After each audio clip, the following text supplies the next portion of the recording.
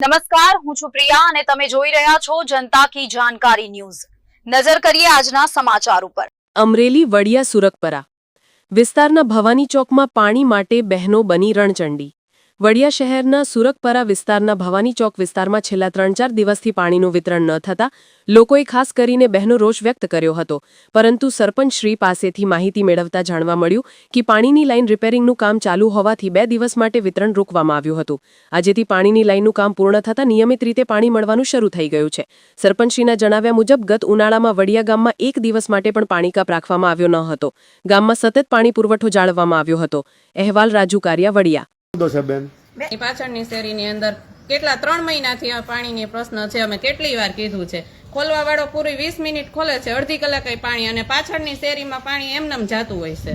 તો અમને પાણીનો છે ને પેલા નિકાલ ગમે એ કરે પ્રશ્ન કે પાણી અમને છે ને 6 દિવસથી નથી આવ્યું તો કલાક આવે। દિવાળીનો ટાઈમ છે અને પાણી ન આવે તો અમારે શું કરવું? શું કહેશો બેનો તમે? કચરા વાળો આવે છે તો કચરો લઈને નીકળીએ તો ડેલીથી પોતા વાર લાગે તો એને થોડીક વાર રૂકવું જોઈએ ને, તો એ રૂકતો નથી, દોડીએ ત્યાં વયો જાય છે। તો કરવું શું એના માટે?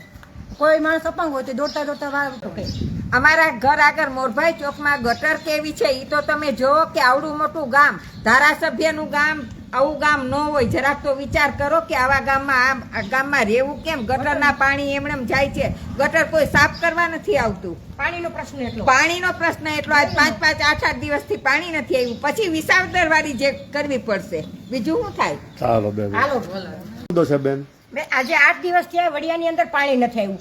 અત્યારે અમારા વિસ્તારમાં ભવાની ચોક અને સુરકપરા વિસ્તારમાં 8 દિવસથી પાણીનો પ્રશ્ન છે ભાઈ, અને પાણી 8 દિવસથી આવ્યું નથી। પાણી વિના અમારે કરવું શું?